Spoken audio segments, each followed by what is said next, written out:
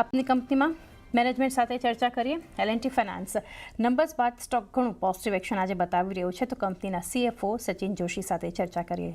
Sachin sir, स्वागत है आपका CNBC बाजार पर. Good afternoon sir. Overall sir, strong set of numbers इस क्वार्टरली अर्निंग्स अगर देखें तो क्या ओवरऑल आउटलुक रहेगा अर्निंग्स के ऊपर आपके?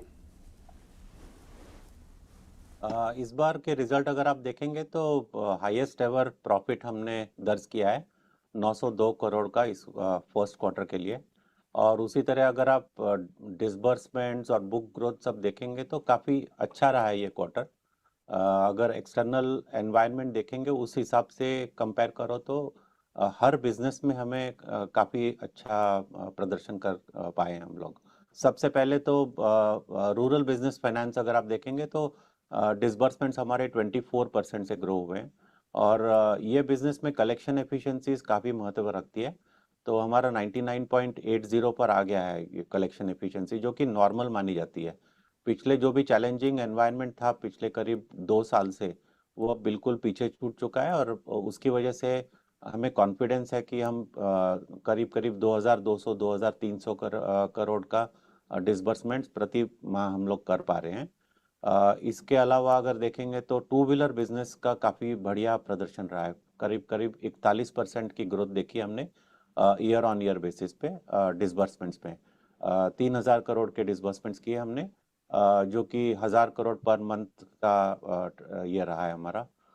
उसके बाद में हम देखेंगे तो पर्सनल लोन्स की ग्रोथ काफ़ी रही है। पर्सनल लोन्स में करीब करीब 126% ग्रोथ देखी हमने ईयर ऑन ईयर बेसिस पे। इसमें से करीब 1/3 बिजनेस जो है वो हम लार्ज पार्टनरशिप्स के थ्रू कर रहे हैं।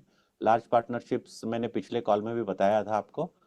हम लोग क्रेड, अमेजॉन, गूगल पे, फ़ोन पे, इनके थ्रू जो कस्टमर्स हमें मिलते हैं उन्हें हम डिसबर्स करते हैं और काफ़ी 500 crore per month, which is almost 1/3 of the total disbursement जो हम कर रहे हैं। बाकी के जो 1000 करोड़ हैं उसमें करीब करीब 25% जो हमारा क्रॉस सेल होता है टू व्हीलर्स को, उसके थ्रू हम लोग डिसबर्स करते हैं। और फिर हमारा जो DSAs जो हैं उनके थ्रू भी हम लोग अराउंड 40% करते हैं, ई एग्रीगेटर्स और DSA। तो ओवरऑल पर्सनल लोन्स की ग्रोथ काफ़ी अच्छी देखी गई है हमारी। इसके बाद अगर हम देखें तो गोल्ड लोन्स का भी अच्छा प्रदर्शन रहा है। गोल्ड लोन्स हमने पिछले साल बिजनेस एक्वायर किया था, करीब करीब 1300 करोड़ की बुक। अब पिछले क्वार्टर में हम लोगों ने 2800 करोड़ तक लेके आ गए थे। और अब इस क्वार्टर के एंड में हम लोग 3800 करोड़ पर हैं। तो आप देखेंगे रूरल बिजनेस फाइनेंस, मॉर्गेजेस, जो कि हम ज़्यादा एक्सेलरेट नहीं कर रहे हैं ROA की वजह से, लेकिन मॉर्गेजेस, SME बिजनेस और गोल्ड लोन बिजनेस, ये 3-4 बिजनेसेस हैं, ऑलमोस्ट 20 से 24% के ग्रोथ रेट दिखा रहे हैं इन टर्म्स ऑफ डिसबर्समेंट। इसके अलावा अगर देखें तो SME का जैसे बताया था, SME पिछले साल RBI ने कहा था कि थोड़ा संभल के चलना है हमें, तो हम थोड़ी कैलिब्रेटेड ग्रोथ कर रहे हैं इस बिजनेस में। सो ओवरऑल देखेंगे 36% डिसबर्समेंट ग्रोथ और करीब करीब 28% रिटेल बिजनेस की ओवरऑल ग्रोथ काफ़ी अच्छा ग्रोथ दिया है, क्योंकि हमने लक्ष्य 31 के जो टारगेट्स हैं वो सिर्फ 20% प्लस का हमने टारगेट ले रखा है पूरे 5 साल का CAGR ग्रोथ। और इसके अलावा एसेट क्वालिटी के ऊपर काफ़ी हम लोग काम कर रहे हैं इन सचिन सर, आगे जानना चाहेंगे कौन से सेगमेंट्स जो है वो आगे एक ग्रोथ को ड्राइव करेंगे, और साथ ही rural book, micro loan across rural और अर्बन जियोग्राफीज आप कैसे देख रहे हैं, और वहाँ पर लोन बुक कैसी है? लोन बुक ग्रोथ जैसे मैंने कहा, रूरल बिजनेस फाइनेंस जो कि माइक्रो लोन्स है, माइक्रो लोन्स में काफ़ी अच्छी ग्रोथ दिख रही है अभी। हम लोग करीब करीब 20 से 25% की ग्रोथ देख पाएंगे हमारी बुक्स में। और इसके अलावा माइक्रो लैब जो कि बुक काफ़ी छोटी है हमारी, वहाँ पर भी हम लोग काफ़ी नई ब्रांचेस भी सेटअप कर रहे हैं। करीब करीब 150 ब्रांचेस नई सेटअप करने वाले हैं। तो माइक्रो लैब में भी आपको काफ़ी इंक्रीज दिखेगा बिजनेस ग्रोथ में। इसके अलावा टू व्हीलर और ट्रैक्टर तो इंडस्ट्री ग्रोथ से के हिसाब से चलते हैं। टू व्हीलर ग्रोथ इंडस्ट्री से काफ़ी आगे की ग्रोथ देखी, क्योंकि हमने जैसे Cyclops underwriting tool you know implement किया था, उसके बाद में काफ़ी कॉन्फिडेंस आया है हमारे, और डिसबर्समेंट्स काफ़ी ग्रो हुई है। फार्म बिजनेस डिपेंड करेगा कि अल्टीमेटली रेंज जो है, इस बार ऐसा एक्सपेक्टेशन है कि रेंज काफ़ी कम रहेगी। पिछले अगर 2 हफ्ते पहले की बात करें तो करीब करीब 40% डेफिशिएंसी थी, लेकिन लास्ट 2 हफ्तों में डेफिशिएंसी घट के अब 14% हो चुकी है। तो ऐसा लग तो रहा है कि even 90% of the overall range अगर आ जाती है पिछले लॉन्ग पीरियड एवरेजेस के हिसाब से, तो मुझे लगता है कि इवन फार्म बिजनेस अच्छा करेगा। इसके अलावा पर्सनल लोन्स की ग्रोथ कंटिन्यू रहेगी, क्योंकि हमारे जो पार्टनरशिप्स है वो काफ़ी अच्छा सपोर्ट दे रही है ग्रोथ के लिए। और क्रॉस सेल टू व्हीलर्स का है, तो टू व्हीलर अगर अच्छा करेगा तो क्रॉस सेल भी अच्छा होगा। तो फोकस इन्हीं बिजनेसेस पे होगा। इसके अलावा एसएमई हमें फिर भी संभल के चलना होगा एटलीस्ट 2 से 3 क्वार्टर्स, क्योंकि एक्सटर्नल एनवायरनमेंट, उसके पहले टैरिफ रिलेटेड इश्यूज थे। तो जो भी इंपोर्ट एक्सपोर्ट की वजह से जो भी स्मॉल एंड मीडियम एंटरप्राइजेज जो है उनको काफ़ी इम्पैक्ट हुआ है, और हमें ये ख्याल में रखना होगा कि हम जैसे ग्रोथ करेंगे ज़्यादा रिस्क नहीं लें हम, उसी में हमारा रिजल्ट जो हम क्रेडिट कॉस्ट का, जो रेड्यूस्ड क्रेडिट कॉस्ट की हम बात कर रहे हैं over the next 5 year period, तो हमें लगता है कि अगर रिस्क नहीं लेंगे तो काफ़ी अच्छी बुक बढ़ा सकेंगे हम लोग। जी, तो सर असेट क्वालिटी के बारे में एक डिटेल्स जानना चाहेंगे, और साथ ही क्रेडिट कॉस्ट, साथ ही ये भी जानना चाहेंगे मैक्रो इकोनॉमिक इम्पैक्ट जो है वो आप कैसे देख रहे हैं, जियोग्राफिकल अनसर्टिनिटीज़ जो है, इन्फ्लेशनरी प्रेशर है या फिर एलिवेटेड बोरिंग कॉस्ट, उसका इम्पैक्ट? तो क्रेडिट कॉस्ट पे हमारा काफ़ी फोकस रहा है पिछले 2 साल से। हमने एक नया क्रेडिट अंडरराइटिंग टूल इम्प्लीमेंट किया है, जिसे कहते हैं साइक्लॉप्स। सबसे पहले हमने टू व्हीलर पे इम्प्लीमेंट किया था, और हमें काफ़ी बढ़िया रिजल्ट देखने को मिले, क्योंकि 2 साल हो गए हैं। बुक ऑलमोस्ट 80% जो है वो साइक्लॉप्स के थ्रू अंडरराइट की हुई बुक है, और उसके इनिशियल रिजल्ट्स काफ़ी बढ़िया आए हैं। हमने इनफैक्ट हमारे इन्वेस्टर प्रेजेंटेशन के अंदर काफ़ी सारे मेट्रिक्स शेयर किए हैं लोगों के साथ में।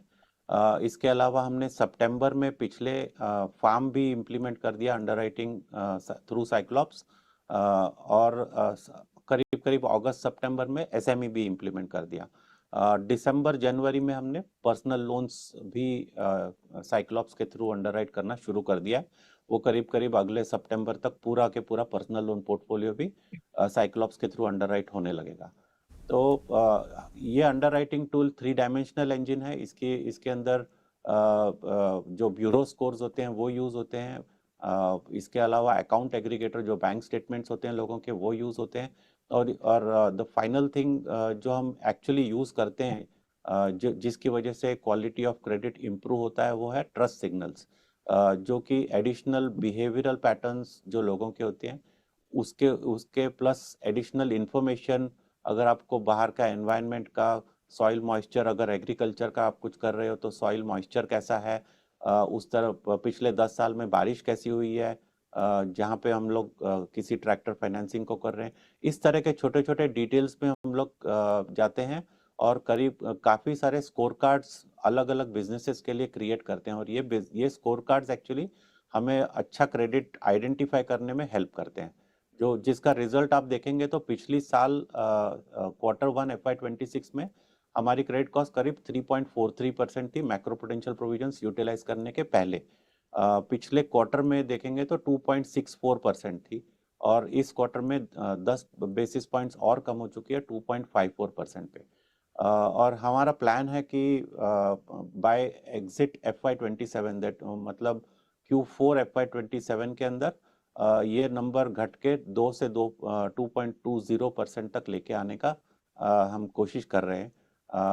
हमें काफ़ी कॉन्फिडेंस है कि हम सेटिस्फैक्टरी रिजल्ट्स दिखा पाएंगे लोगों को। तो अगर हमने ओवरऑल 5 साल की बात की, तो हमारा टारगेट है कि क्रेडिट कॉस्ट को 2% से नीचे लेके आना और वहीं पे स्टेबलाइज कर देना। तो एसेट क्वालिटी पे काफ़ी फोकस है एल&टी फाइनेंस पे, और मुझे लगता है कि जिस तरह से अभी हम काम कर रहे हैं, आगे जाके हमें काफ़ी सफलता मिलेगी इस बारे में। सर, जैसे एक प्रेस रिलीज में भी यहाँ से मेंशन हुआ है कि आप इन्वेस्टमेंट जो है कंसिस्टेंट करेंगे इन टेक्नोलॉजी, तो ये सर ये इन्वेस्टमेंट है, ये टेक्नोलॉजी ग्रोथ के लिए कैसे हेल्पफुल रहेगी? देखिए काफ़ी हमने इनफैक्ट इस बार काफ़ी डिटेल शेयर किए हैं जिस तरह से हम एआई को यूज़ कर रहे हैं अलग-अलग बिजनेसेस के अंदर, उससे एफिशिएंसी बढ़ती है। सबसे पहले तो हमने क्रेडिट कॉस्ट पे अटैक किया, क्रेडिट कॉस्ट अब धीरे-धीरे कम होने लगी है। इसके अलावा अब हर बिजनेस के लिए टर्न अराउंड टाइम पे काफ़ी फोकस है कि जितने कितने जल्दी आप कस्टमर का इंफॉर्मेशन लेके आप कितने जल्दी आप उसे बता सकते हैं कि आप उन्हें लोन दे पाएंगे या नहीं, मतलब वो कस्टमर एलिजिबल है या नहीं। जिस जैसे ही टर्न अराउंड टाइम कम होता है ऑटोमेटिकली आपको प्रेफरेंस मिलने लगता है मार्केट में, और जब प्रेफरेंस मिलता है तो अच्छे कस्टमर्स आपके पास आ जाते हैं। इसी तरह काफ़ी एफिशिएंसी बढ़ाने के लिए जैसे कस्टमर कलेक्शंस जो होते हैं वो हम बॉट्स के थ्रू करने लगे हैं, तो जिसका 1/10 ऑफ द टोटल कॉस्ट होता है। अगर हम कोई कलेक्शन एजेंसी लगाते हैं या हमारी टीम भी कलेक्ट करती है तो उस वजह से ओवरऑल ऑपरेटिंग एक्सपेंसेस कम होंगी। इसके अलावा एफिशिएंसीज बढ़ेगी तो बढ़िया कस्टमर्स भी मिलेंगे, हमें प्रेफरेंस मिलेगा, जिसकी वजह से ओवरऑल क्रेडिट कॉस्ट भी कम होगी। तो आगे जाके आप देखेंगे कि ऑपरेटिंग एक्सपेंसेस पे काफ़ी इम्पैक्ट होगा। ऑपरेटिंग एक्सपेंसेस जो at this point of time करीब करीब 4 साढ़े 4% के करीब है कॉस्ट टू बुक रेशियो अगर देखेंगे। और अगर cost to expense ratio, income to expense ratio देखेंगे अभी, तो उसका रेशियो करीब करीब 41% था लास्ट ईयर Q1 में। इस बार वो घट घट के 38.5% हो गया है। तो आप देखेंगे कि ये एफिशिएंसीज बढ़ेगी तो नेचुरली प्रॉफिटेबिलिटी पे फेवरेबल इम्पैक्ट आएगा। इसी वजह से इस क्वार्टर में हमने 29% YOY ग्रोथ दिखाई है। 902 करोड़ का प्रॉफिट आफ्टर टैक्स है। कंपेयर अगर करोगे पिछले साल से तो 701 करोड़ का हमने प्रॉफिट दर्ज किया था, और पिछले क्वार्टर में करीब 807 करोड़ का दर्ज किया था। तो प्रॉफिटेबिलिटी काफ़ी इम्प्रूव होने लगी है क्योंकि ये आपका ओवरऑल इनकम रेशियोज अच्छे हो रहे हैं। वेटेड एवरेज कॉस्ट का भी इसमें काफ़ी हाथ है। वेटेड एवरेज कॉस्ट अगर देखेंगे तो हमारे ओवरऑल कॉस्ट काफ़ी बढ़िया रही है अगर आप पीयर ग्रुप से कंपेयर करेंगे तो। क्योंकि हमारे बिजनेस के अंदर हमें काफ़ी पीएसएल बेनिफिट मिलता है जिसकी वजह से हमें कंसेशनल रेट पे बैंक से लोन मिलता है। ओवरऑल बैंक एक्सपोजर्स भी अगर आप देखेंगे तो करीब करीब 55% of the total borrowings bank से हैं, जिसमें करीब 28-29% पीएसएल बोरोइंग्स है। तो हर मेट्रिक के अंदर आप देखेंगे कि जिस तरह से फोकस किया है, अगर आप एआई और ये सब सारे टूल्स यूज़ करेंगे तो आपको हर मैट्रिक में काफ़ी अच्छा रिजल्ट मिलेगा। इस ये quarter actually is a good you know I think we can showcase कि ये पर्टिकुलर क्वार्टर में हर मैट्रिक के अंदर हमने काफ़ी अच्छा ये किया रिजल्ट दिया है। सर, लास्टली जानना चाहेंगे कैसे गाइडेंस आप ओवरऑल बिजनेस को लेकर आने वाले क्वार्टर्स के लिए देना चाहेंगे? आने वाले क्वार्टर्स के गाइडेंस जैसे जो हमने बुक ग्रोथ की बात की है 20% प्लस, ये हमने 5 साल की CAGR ग्रोथ बताई थी। लेकिन अगर आप देखेंगे तो इनिशियल ईयर्स में हमें काफ़ी कॉन्फिडेंस है कि ये थोड़ा हायर एंड में होगा। 20 से 25% की ग्रोथ इस क्वार्टर में भी आपने देखा कि 28% ग्रोथ दिखाई है हमने।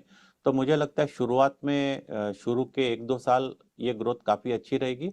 ऑफ कोर्स केवियट ये है कि एक्सटर्नल एनवायरनमेंट अच्छा होना चाहिए, क्योंकि हम रिस्क नहीं लेना चाहते हैं। अगर जो भी ग्रोथ है वो बिना रिस्क लिए, और जो भी हम ये टेक्नोलॉजी के इन्वेस्टमेंट्स कर रहे हैं उसको मद्देनज़र रखते हुए जो भी ग्रोथ दे पाएंगे वो करेंगे। और फाइनली फोकस ये है कि हमारा ROA और ROE जो हमने टारगेट दिया है कि 3 to 3.2% पे पहुंचना है, और इसके अलावा ROE करीब करीब 16 से 18% तक पहुंचना है। तो हमारी कोशिश यही रहेगी कि जितने जल्दी से जल्दी हम वहां पहुंचें और वहां पे जाके स्टेबलाइज हो जाएं। यही हमारा ओवरऑल गोल है अगले 5 साल का लक्ष्य 31 का। जी सचिन सर, बहुत शुक्रिया, काफ़ी डिटेल्स आपने शेयर की और numbers. Best wishes for coming quarters. તો એલ&ટી ફાઇનાન્સના મેનેજમેન્ટ સાથે ચર્ચા કરી. સારા પરિણામ બાદ સ્ટોકમાં મજબૂતી અને સ્ટોક પ્રાઇસ જોઈએ ત્યારે 326ના લેવલ્સ 0.2% મજબૂતી સાથે બતાવી રહ્યું છે LTF. એ સાથે એક બ્રેક લઈએ.